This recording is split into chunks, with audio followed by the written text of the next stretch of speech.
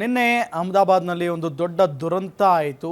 ವಿಮಾನ ಕ್ಲಾಶ್ ಆಯಿತು. ಅದಾದ ನಂತರ ಬಹಳಷ್ಟು ಜನ ಸಾವನ್ನಪ್ಪಿದ್ದಾರೆ. ಈಗ ಮತ್ತೊಂದು ಏರ್ ಇಂಡಿಯಾ ವಿಮಾನ ತುರ್ತು ಭೂಸ್ಪರ್ಶ ಆಗಿದೆ. ಯಾಕೆ, ಎಲ್ಲಿ? ಥಾಯ್ಲೆಂಡ್ನಲ್ಲಿ ಏರ್ ಇಂಡಿಯಾ ವಿಮಾನ ತುರ್ತು ಭೂಸ್ಪರ್ಶ ಮಾಡಲಾಗಿದೆ. 156 ಪ್ರಯಾಣಿಕರಿದ್ದಂಥ ಏರ್ ಇಂಡಿಯಾ ವಿಮಾನ ಅದು.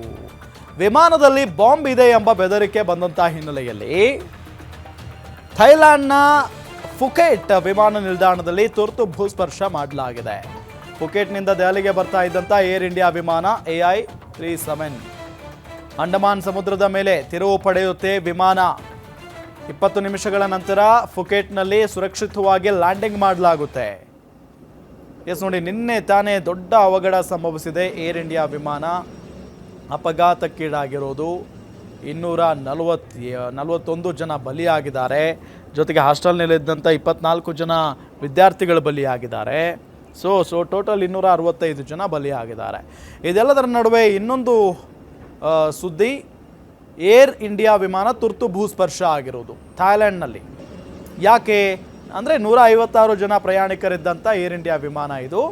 ವಿಮಾನದಲ್ಲಿ ಬಾಂಬ್ ಇದೆ ಎಂಬ ಬೆದರಿಕೆ ಬರುತ್ತೆ ಪೈಲಟ್ಗೆ. ವಿಮಾನದಲ್ಲಿ ಬಾಂಬ್ ಇದೆ ಎಂಬ ಬೆದರಿಕೆ ಬಂದಂಥ ಹಿನ್ನೆಲೆಯಲ್ಲಿ ಥೈಲ್ಯಾಂಡ್ನ ಫುಕೆಟ್ ವಿಮಾನ ನಿಲ್ದಾಣದಲ್ಲಿ ಭೂಸ್ಪರ್ಶ ಮಾಡಲಾಗುತ್ತೆ. ಅಂದರೆ ಸಹಜವಾಗಿ ಎಂಥ ಪರಿಸ್ಥಿತಿ ಇದೆ ಅಂದರೆ, ಈಗ ಯಾರು ಏನೇ ಬೆದರಿಕೆ ಹಾಕಿದರೂ ಕೂಡ ನಂಬುವಂಥ ಪರಿಸ್ಥಿತಿ. ಯಾಕೆಂತ ಹೇಳಿದರೆ ನಿನ್ನೆ ಅಂಥ ಅವಘಡನೇ ಸಂಭವಿಸ್ಬಿಟ್ಟಿದೆ. ಸೊ ಹಾಗಾಗಿನೇ ಈಗ ಏರ್ ಇಂಡಿಯಾ ವಿಮಾನ ತುರ್ತಾಗಿ ಭೂಸ್ಪರ್ಶ ಆಗಿರೋದು. ಬೆದರಿಕೆ ಕರೆ ಬಂದಂಥ ಹಿನ್ನೆಲೆಯಲ್ಲಿ ವಿಮಾನದಲ್ಲಿ ಬಾಂಬ್ ಇದೆ ಎಂಬ ಬೆದರಿಕೆ ಬರುತ್ತೆ.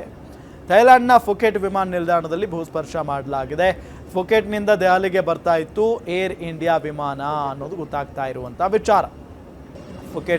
ಥೈಲ್ಯಾಂಡ್ನ ಫುಕೆಟ್ನಿಂದ ದೆಹಲಿಗೆ ಬರ್ತಾ ಇತ್ತಂತೆ.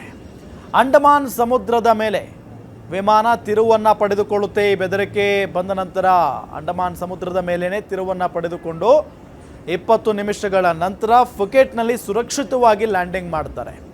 ವಿಮಾನದಲ್ಲಿದ್ದಂಥ ಎಲ್ಲ ಪ್ರಯಾಣಿಕರು ಮತ್ತು ಸಿಬ್ಬಂದಿಗಳು ಈಗ ಸುರಕ್ಷಿತವಾಗಿದ್ದಾರೆ ಅನ್ನೋ ಮಾಹಿತಿಯೂ ಕೂಡ ಲಭ್ಯ ಆಗ್ತಾ ಇದೆ.